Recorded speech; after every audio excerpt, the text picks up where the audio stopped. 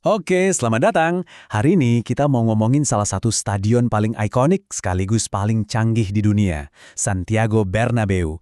Dan ini bukan sekedar cerita tentang lapangan bola loh, ini adalah cerita tentang sebuah keajaiban rekayasa yang sengaja dirancang untuk jadi, ya, semacam pemain ke-12 di lapangan.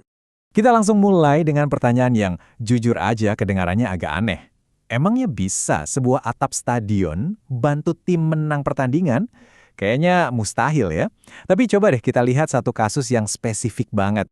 Coba bayangin deh situasinya. Semifinal Liga Champions, laga hidup mati. Bayern Munich unggul duluan.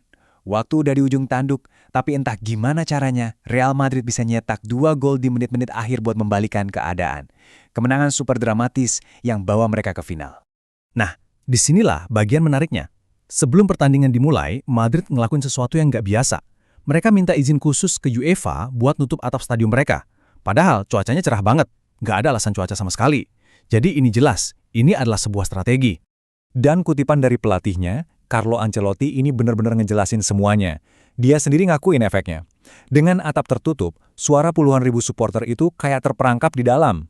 Gaungnya jadi, wah, luar biasa kenceng, menciptakan atmosfer yang sangat menekan buat lawan. Suara itu, secara harfiah, jadi senjata. Jadi pertanyaannya, kok bisa sebuah stadion punya kemampuan taktis kayak gitu? Nah, buat ngerti stadion yang sekarang ini, kita harus mundur sedikit ke masa lalu, ke orang di balik semua visi besarnya. Sebelum punya Bernabeu yang megah, Real Madrid itu pindah-pindah kandang. Lihat deh evolusi kapasitasnya. Dari cuma 5.000, naik ke 8.000, terus 15.000. Setiap perpindahan ini nunjukin kalau ambisi klub ini dari dulu emang udah besar. Mereka selalu mau panggung yang lebih besar. Dan orang dengan ambisi paling besar itu, ya, Santiago Bernabeu. Dia itu bukan sekedar nama stadion. Dia adalah segalanya buat klub ini.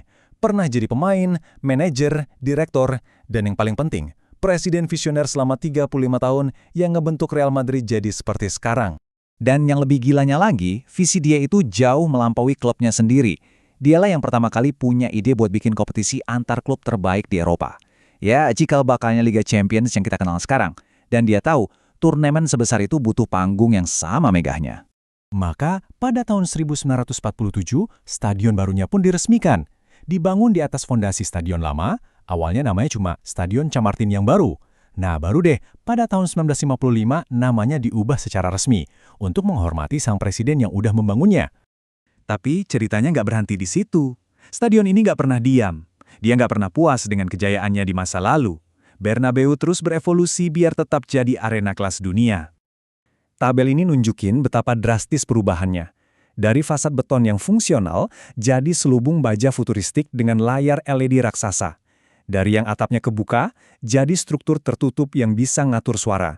Dan yang paling gila, yaitu lapangannya bisa ditarik masuk ke bawah tanah. Kebayang nggak? Dan semua evolusi ini tuh terjadi secara bertahap loh. Setiap beberapa dekade ada aja pembaruan besar. Mulai dari jadi tuan rumah final Eropa pertama, renovasi besar-besaran buat Piala Dunia, sampai transformasi teknologi total yang kita lihat sekarang. Ini adalah proses adaptasi yang nggak ada hentinya.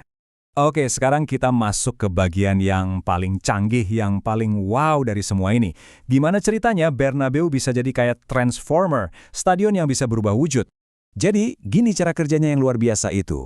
Lapangan sepak bolanya itu nggak permanen. Lapangannya bisa kebelah jadi 6 bagian besar, terus tiap bagian itu turun pakai lift ke sebuah ruang raksasa di bawah tanah.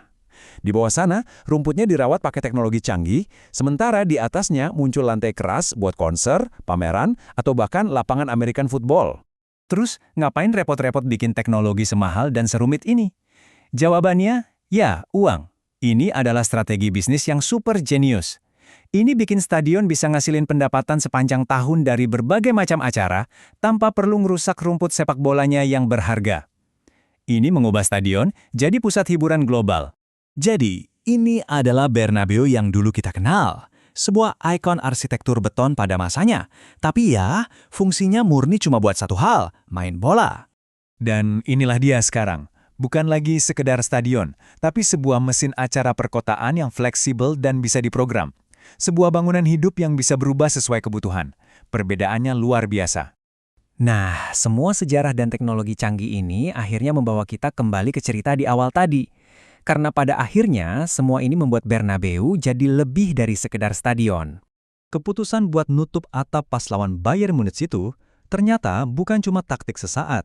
Itu adalah puncak dari sebuah visi yang dimulai oleh Santiago Bernabeu hampir 80 tahun yang lalu, yaitu menciptakan sebuah arena yang bukan cuma jadi panggung, tapi juga jadi partisipan aktif dalam drama pertandingan.